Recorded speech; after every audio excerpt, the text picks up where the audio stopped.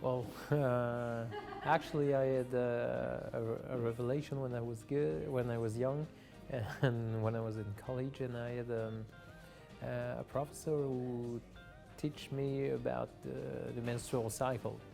So at that time, I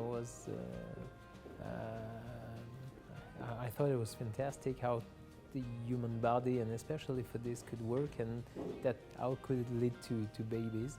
And then I decided to be a doctor for this, and it was related to fertility and fertility treatment. So I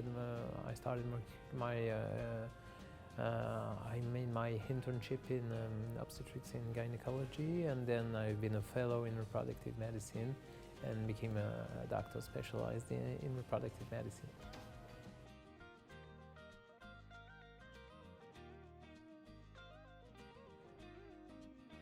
Well, fertility preservation is now something which is extremely important for us, and particularly for cancer patients.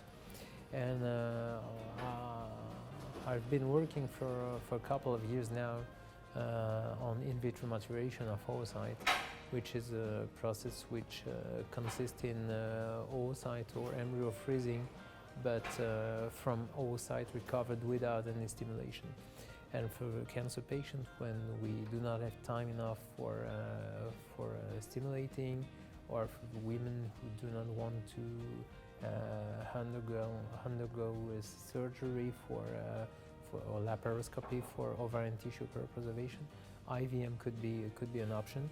And we had a success in a young breast cancer patient who was infertile following the cancer treatment, and she'd been pregnant following an IVM and an egg freezing, and there are very few number of people having had the chance to become mother following this technique. So we were relatively proud of this, and it was a great success for me and for all the team I'm working with.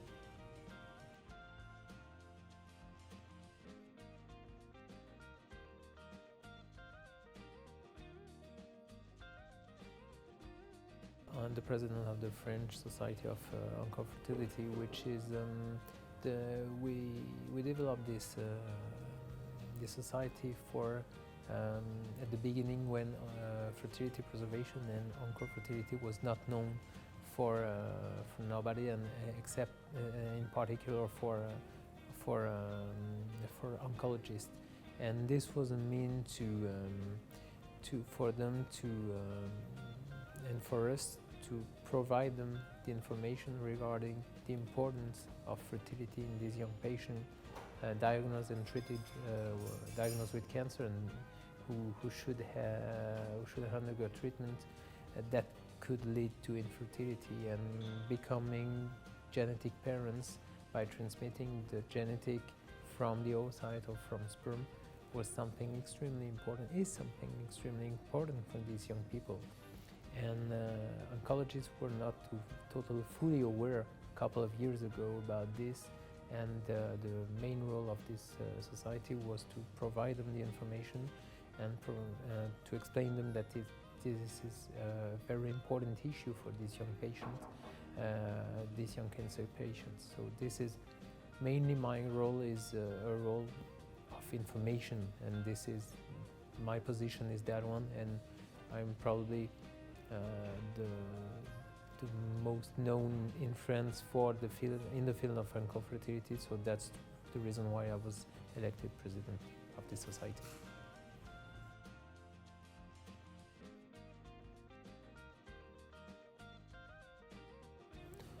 Actually, we now have a sufficient amount of data to say that, especially in particular for embryo, that the resultant fresh and frozen are exactly the same. So freezing by vitrification embryo do not impair the chances of having a live birth in the end. So that's the reason why for young patients, candidate for fertility preservation in cancer context or others, this could be a very viable option. This is probably not exactly the same for oocyte, and oocyte vitrification is still a little bit less performant in terms of outcome when compared to fresh, but in young women with cancer who are single, it is not possible to freeze embryo, and that's the reason why we still continue to offer them the possibility to freeze eggs. And in patients who are in couple who may have the possibility to do both, either oocyte or embryo cryopreservation, we explain them all the differences between these two materials that could be frozen, in particular in terms of reuse, because for embryo they need to be with the same partner. They need to be with the same partner, and our partner who should still be alive. This is the law in France. And we know that for many cancer patients, they will separate following the diagnosis or during the following years.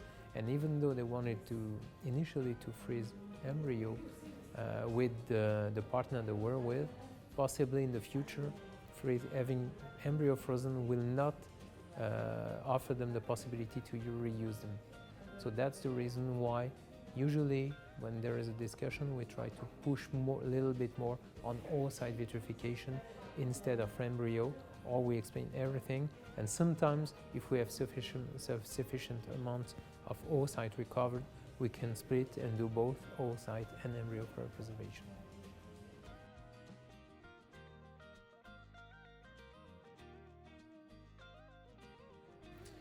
Well, PGD is something which is extremely important in our field to try to avoid the transmission of extremely severe diseases, genetic diseases.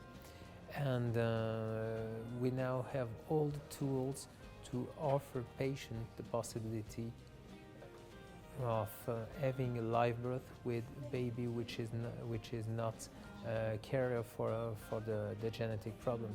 So this is particularly important for a patient to be aware about this, and for a physician to offer this option for all these people who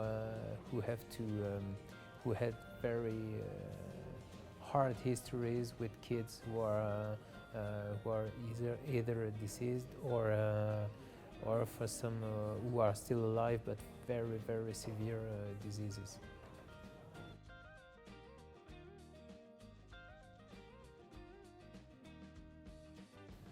Well, regarding artificial intelligence, it definitely is the future, because we are still missing important data to assess the actual potential of an embryo and the possibility for an embryo to lead to a live birth in the end. So probably with the many data we have coming from many different centers and even different practice, by using the artificial intelligence, probably we will improve in combination with the PGS, but PGS is not sufficient, and probably all this will enable us to go further and to cross the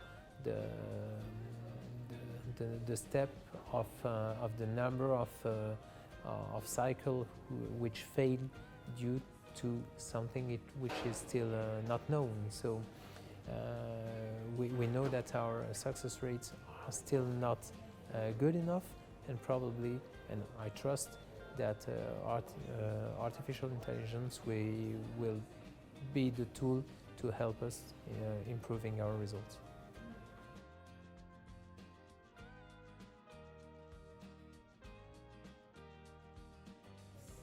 Personally,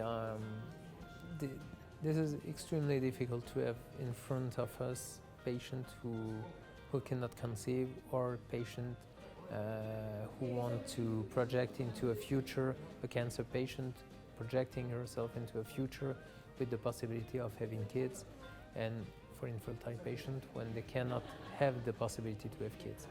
And this is extremely difficult for us to be in front of this patient, and they transmit all their difficulties and all these very sad feelings.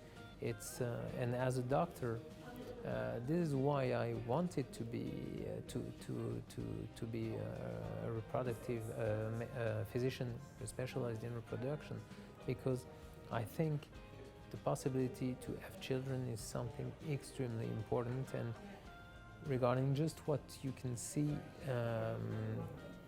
usually when you have kids, you see a part of yourself in the kids. So, and you see a part of the family and of the history of the family.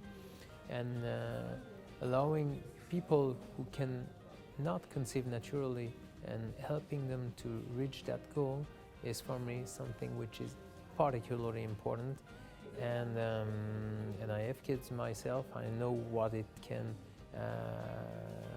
how I built my personality and how I live every day thanks to the kids.